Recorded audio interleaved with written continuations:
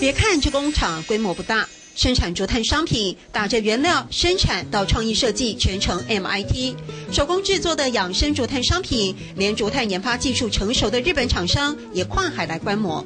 这个我们很肯定，我们是走在他们的前面，因为他们也过来参观，他们也说出了他们的这个部分他们是不足的。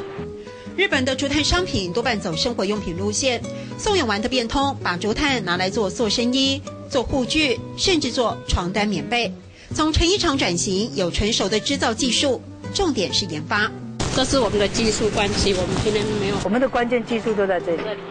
这做得不好，它是会剩本。最大的困难就是你要把布这些护具做结合，这个才是最困难的一点。目前你市面上没有可以模仿。所以因为没有的观摩，所以你们也只能不断的尝试再改良，对不对？也没有让人家也没有模仿的地方了。对于泰嘎有马给您对大家有什么建议？有胆就唔惊失败，有勇气就不怕失败。草创时期，光是碳粉怎么包在不织布中不渗漏，生产线就吃足苦头。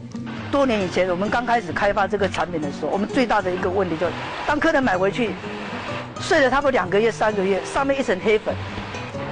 碳粉跑上来了，退货的人家不要了。